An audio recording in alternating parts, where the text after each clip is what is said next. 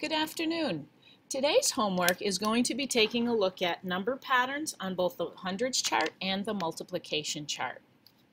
Now, if you remember from class today, we looked at patterns on the hundreds chart. And as you noticed, each time, for example with twos, each time you added 2, you got an even number. And they followed a pattern going straight down the rows. Simple, right?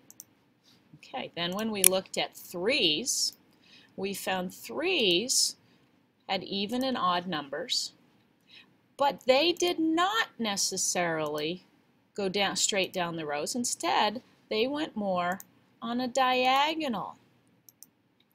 But you were still adding 3, whoops, missed that one. Let's fix that one. You were still adding 3 each time. So you can see that there are patterns. Now, let's take a look at our multiplication chart. Now, this is the chart is a little bit different than the one that you have in class. Because this one includes the zeros and does not include the tens. So we're just going to skip the zeros because I think you guys have already figured out that any number multiplied by 0 is still 0 because you have 0 groups of that number. But let's take a look at the 2s. And the 2s you discovered were pretty easy because you noticed that the 2s are the same thing as your double addition facts. 2 times 2 is 4, which is the same as 2 plus 2.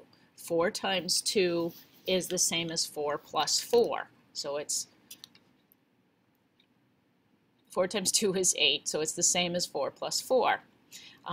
3 times 2 is the same as 3 plus 3. So you're simply adding 2 sets of the same number. Now let's take a look at your 3s. Now your 3s are a little bit different. Your 1s are really easy because any number multiplied by 1 is still that same number. You've got one set, so it's still the same. But then we already know your 2 times 3, your 3 times 2, because again, that's the same thing as your 2s. So you don't even have to remember that fact because you've already mastered it.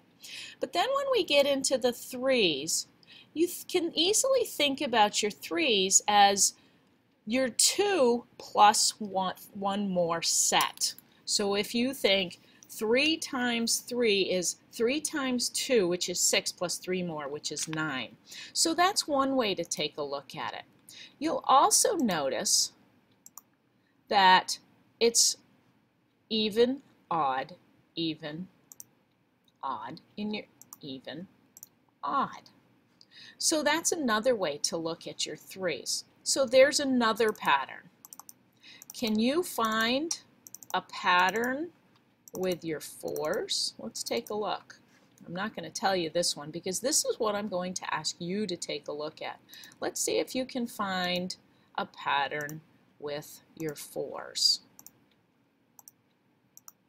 I'm going to ask you to try to compare it to your 2s. That's a little hint. Can you find that pattern? Take a minute and write it down. I want you to stop the video and write down what you think the pattern is for the 4s. What kind of a pattern do you see?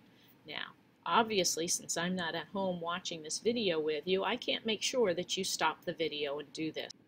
Okay, I hope you have that written down. I'm going to ask you to turn those in tomorrow, and it's going to help us with what we're doing tomorrow. Okay, now I'm going to reset these, and we're going to take a look at another number, and I'm going to ask you to see if you can figure out the pattern with the next number. Let's take a look at your 5s. Again, see if you notice a pattern here. Now I know you all know that you're actually counting by 5s, but see if you can think of a different pattern. Go ahead, stop the video, and write that down. Now, you've had a chance to write down the pattern that you see there, we're going to talk about these in class.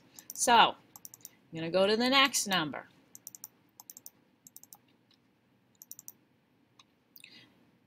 Now we're going to skip ahead to nines. 9 is, I think, is the coolest multiplication fact there is. And you're going to see why when we get into class. And I think you're going to agree.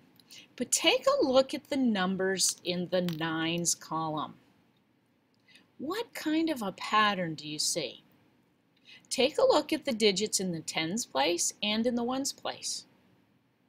What do you see? Take a look, compare the numbers between the rows. It goes 9, 18, 27, 36, 45, 54, 63, 72. What do you notice happens as you go down the column? Again, stop the video, write down what you think is a great pattern that might help you remember your nines facts. When you're finished with that, go ahead and start it up again, and we'll take a quick look at 6, 7, and 8. Okay, now we're going to take a look at 6, and this is the last number we're going to do today, because tomorrow we're going to create a book that's going to help us remember these patterns that we're finding. We're going to talk about which ones are the most efficient. So take a look at the 6s, and again, let's try to compare those 6s with the 3s. May I have your attention, please? Okay, so let's see if you can see a pattern here. You might see one just in the 6 column, but you might want to compare the 2 columns together. One last time, stop the video and write down the pattern that you see. Okay, you've written down several patterns on your piece of paper. Come to class tomorrow ready to talk about those patterns. I think you're going to be amazed at how easily you can remember all of your multiplication facts. I know you're wondering, what about the 7s and the 8s? We're going to talk about that in the morning, and you're going to be surprised because you really don't have that many left to do. Have a great night. Bye.